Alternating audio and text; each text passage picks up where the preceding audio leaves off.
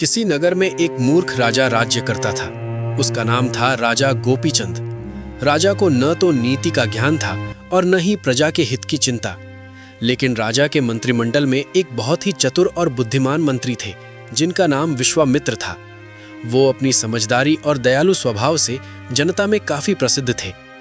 एक दिन राज्य के हर व्यक्ति की जानकारी रखने के लिए राजा ने एक फरमान जारी किया।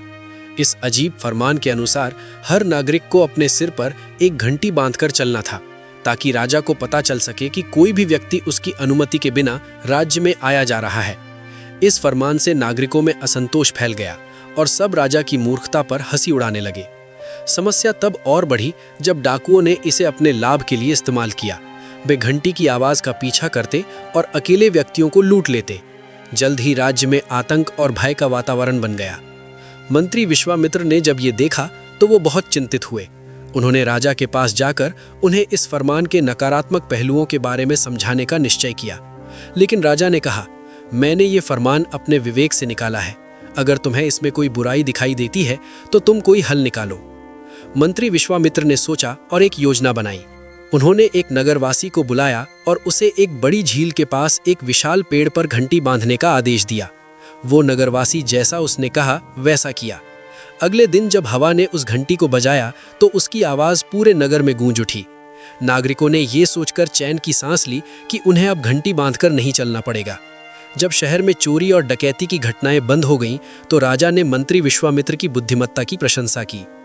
इस तरह विश्वामित्र ने न केवल एक समस्या का समाधान निकाला, बल्कि जनता को एक महत्वपूर्ण शिक्षा भी दी कि सच्चा नेता वही होता है जो प्रजा की भलाई सोचता है और संकट के समय में सही मार्गदर्शन करता है।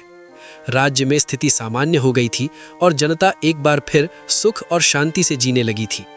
विश्वामित्र की बुद्धिमत्ता का लोहा मानते हुए जनता उनके प्रति आदर और सम्मान की भावना रखने लगी। राजा गोपीचंद ने भी ये समझ लिया कि अकेले शक्ति होना ही पर्याप्त नहीं है। सफल और लोकप्रिय राजा वही होता है जो अपनी प्रजा के दुख दर्द समझ सके और उनके समाधान के लिए कारगर कदम उठा सके। समय बीतता गया और राज्य फलता फूलता रहा। एक दिन राजा गोपीचंद ने विश्वामित्र से कहा, हे मंत्री, मैंने सीखा है कि सत्ता का मूल्य उसके प्रयोग में निहित होता है, न कि उसके दमन में। अब मैं चाहता हूं कि तुम मेरे राज्य को एक समृद्ध और जीवंत स्थान बनाने में मेरी सहायता करो। विश्वामित्र ने राजा के इस परिवर्तन को सराहते हुए कुछ अच्छी नीतियों का सुझाव दिया। उन्होंने प्रस्ताव रखा कि राज्य में शिक्षा, स्वास्थ्य और कृषि को प्रोत्साहित किया जाए। राजा ने विश्वामित्र के सुझावों को खुले दिल से स्वीकार किया और जल्द ही राज्य में प्राथमिक शिक्षा निःशुल्क कर दी गई, नए अस्पताल खोले गए और किसानों को खेती के लिए नए औजार और बीज वितरित किए गए। प्रजा ने अपने जीवन में आए इस सुधार को देखा और वे राजा का शुक्रिया अदा करने लगे।